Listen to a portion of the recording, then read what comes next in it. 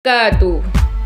Alhamdulillah, pada kesempatan kali ini kita akan membahas dan memahami pesan-pesan pokok dari Quran surat At-Tin. Tahukah kalian apa itu At-Tin? Apa itu? Yakni buah tin. Mengapa disebut dengan surat At-Tin? Ya, karena surat At-Tin adalah surat yang ke-95 dalam Al-Quran, terdiri atas 8 ayat. Surat ini termasuk surat Makkiyah atau surat yang diturunkan ketika Rasulullah Shallallahu Alaihi Wasallam berada di periode Mekah atau sebelum hijrah. Para ulama menamai surah ini dengan At-Tin atau Wat-Tin. Nama At-Tin terambil dari kata pada ayat pertama surat At-Tin yang artinya adalah buah tin. Anak-anak, tahukah kalian apa pesan pokok dari surat At-Tin tersebut? Dan mengapa surat At-Tin ini diawali dengan sumpah atas nama buah tin dan buah zaitun, bukan buah yang lainnya? Mengapa Allah menjadikan manusia dalam bentuk yang sebaik-baiknya? Dan sebutkan apa saja kelebihan manusia dibanding makhluk lain. Walaupun sempurna, mengapa manusia itu terjerumus ke tempat yang serendah-rendahnya? Perhatikan penjelasan surat At-Tin berikut ini. Pada ayat yang 1 sampai 3 yang berbunyi Bismillahirrahmanirrahim. Wat-tini waz-zaitun wa turi sinin wa hadzal baladil amin. Demi buah tin dan buah zaitun, demi gunung Sinai, dan demi negeri Mekah yang aman ini.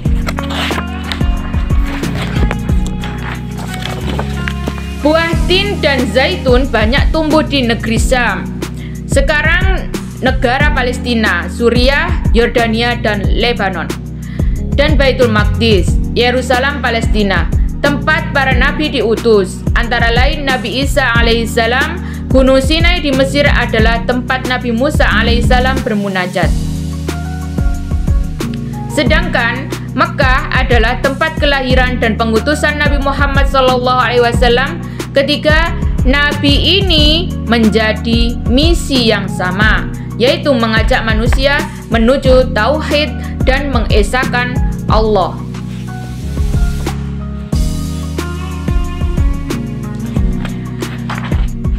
Kemudian pada ayat yang keempat, laqad khalaqnal insana fi ahsani taqwim, yang artinya adalah sungguh kami telah menciptakan manusia dalam bentuk yang sebaik-baiknya. Allah telah menciptakan manusia dalam bentuk yang sebaik-baiknya, jauh lebih sempurna daripada hewan. Allah juga membekali manusia dengan akal dan sifat-sifat yang unggul. Dengan kebaikan-kebaikan itulah maka Allah memberikan amanat kepada manusia sebagai pemimpin di muka bumi ini. Manusia sebagai pemimpin yakni bertugas untuk melestarikan bumi. Kemudian pada ayat yang kelima yakni summa radadnahu asfala safilin. Kemudian kami kembalikan dia ke tempat yang serendah-rendahnya bila manusia itu durhaka kepada Allah dan tidak menaati utusannya. Siapakah utusan Allah? Yakni Nabi Muhammad Sallallahu Alaihi Wasallam. Maka akan dikembalikan ke tempat yang serendah-rendahnya. Apa itu? Yakni neraka. Tubuh yang sempurna yang dilengkapi dengan akal namun durhaka tidak akan menyelamatkan manusia dari azab Allah. Kemudian ayat yang ke-6 yang berbunyi illalladzina amanu wa amilus solihati falahum ajrun ghairu mamnun. Kecuali orang-orang yang beriman dan mengerjakan kebajikan, maka mereka akan mendapatkan pahala yang tidak ada putus-putusnya. Orang-orang yang benar-benar beriman kepada Allah dan mengerjakan kebajikan akan dibalas dengan pahala yang tidak ada putusnya dan diselamatkan dari neraka. Coba kalian sebutkan sekarang, apa saja ciri-ciri orang yang beriman dan apa sajakah contoh kebajikan? Dan di sini akan diterangkan pada ayat yang ke-7 yang berbunyi, "Fama yukadzibuka ba'du biddin." Maka apa yang menyebabkan mereka mendustakanmu tentang hari pembalasan setelah adanya keterangan-keterangan itu?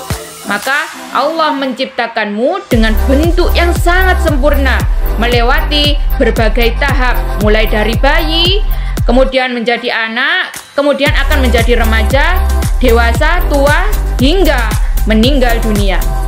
Itu merupakan bukti yang paling jelas tentang kekuasaan Allah. Dia Maha Kuasa untuk membangkitkanmu dari kematian. Maka, apa yang menyebabkan mereka mendustakanmu tentang dari hari pembalasan, yaitu hari kiamat, setelah adanya keterangan-keterangan yang gamblang itu tadi. Kemudian, apa yang terjadi jika musim kemarau? Ya, tanah itu terlihat retak. Daun-daun berguguran. Tumbuhan semuanya menjadi kering. Terlihat seperti mati, bukan? Ya, tumbuh. Padahal sebelumnya terlihat seperti mati. Begitulah perumpamaan dari kebangkitan. Perumpamaan dari hari kebangkitan. Dan yang menurunkan air dari langit menurut ukuran yang diperlukan, lalu dengan air itu kami hidupkan negeri yang mati dan tandus. Seperti itulah kami akan dikeluarkan